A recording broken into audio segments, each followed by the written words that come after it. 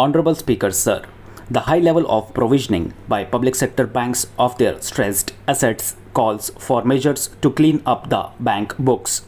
An asset reconstruction company limited and asset re-management company would be set up to consolidate and take over the existing stressed debt and then manage and dispose of the assets to alternate investment funds and other potential investors for eventual value realization. Last year, government had approved an increase in the deposit insurance cover from rupees 1 lakh to rupees 5 lakhs for bank customers.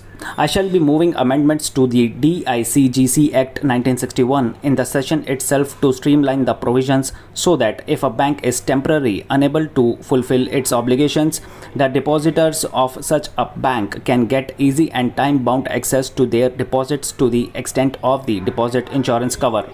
This would help depositors of banks that are currently under stress to improve credit discipline while continuing to protect the interest of small borrowers. For NBFCs with minimum asset size of rupees 100 crores, the minimum loan size eligible for debt recovery under the Securitization and Reconstruction of Financial Assets and Enforcement of Security Interest Act 2002 is proposed to be reduced from the existing level of rupees 50 lakhs to rupees 20 lakhs.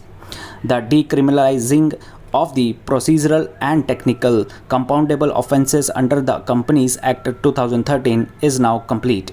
I propose to next take up decriminalization of the Limited Liability Partnership Act 2008.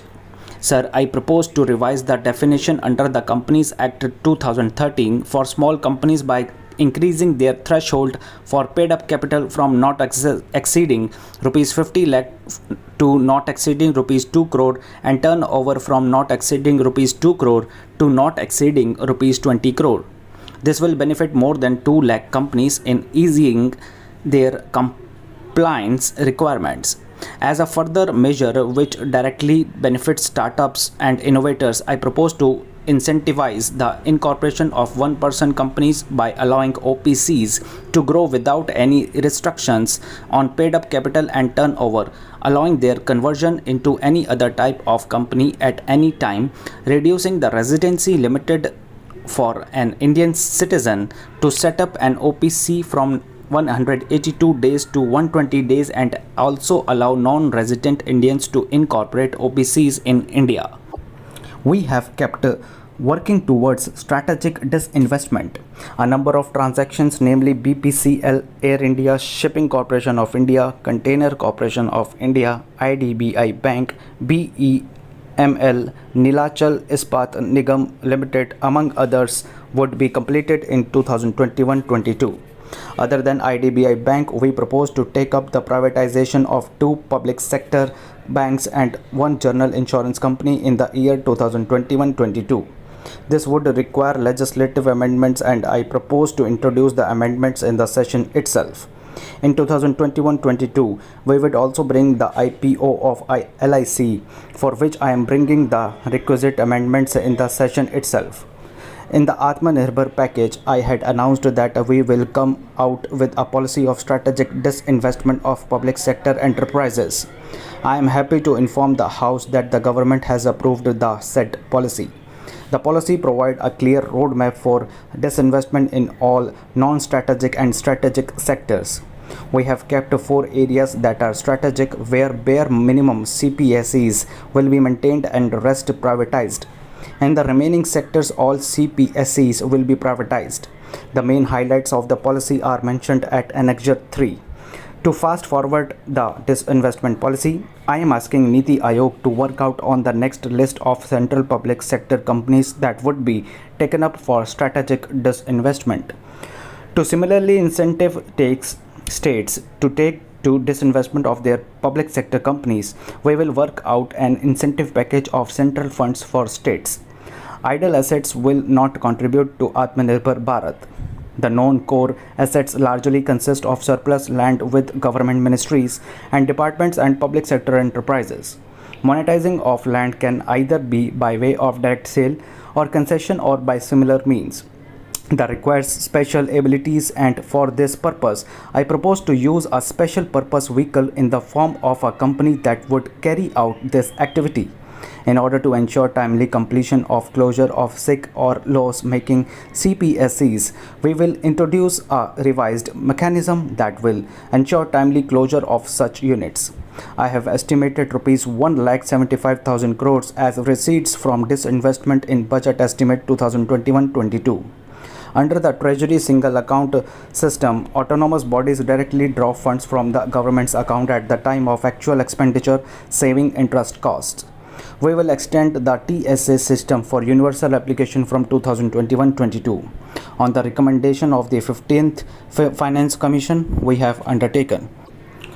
Honorable Speaker, Sir, under Inclusive Development for Aspirational India, I will cover agriculture and allied sectors, farmers, welfare and rural India, migrant workers and labor, the financial inclusion. Our government is committed to the welfare of farmers. The MSP regime has undergone a sea change to assure price that is at least 1.5 times the cost of production across all commodities. The procurement has also continued to increase at a steady pace. This has resulted in increase in payment of farmers substantially. In case of wheat, the total amount paid to farmers in 2013-14 was rupees 33,000 crores.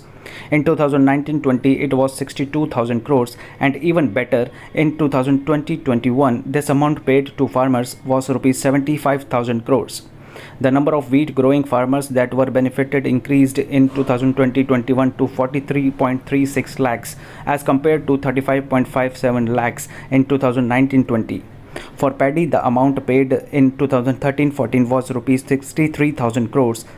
In 2019-20, this increased to rupees 1,41,000 crores. Even better, in 2020-21, this is further estimated to increase to rupees 1,72,000 crores. The number of farmers benefited increased from 1.24 crores in 2019-20 to 1.54 crores in 2020-21. Early this year, Honorable Prime Minister had launched Swamitva scheme. Under this, a record of rights is being given to property owners in villages. Up till now, about 1.80 lakh property owners in 1,241 villages have been provided cards. I now propose during financial year 2021 and 22 to extend this to cover all states and UTs. To provide adequate credit to our farmers, I have enhanced the agricultural credit target to rupees 16.5 lakh crores in FY22. We will focus on ensuring increased credit flows to animal husbandry, dairy and fisheries. We are enhancing the allocation of the Rural Infrastructure Development Fund from rupees 30,000 crores to rupees 40,000 crores.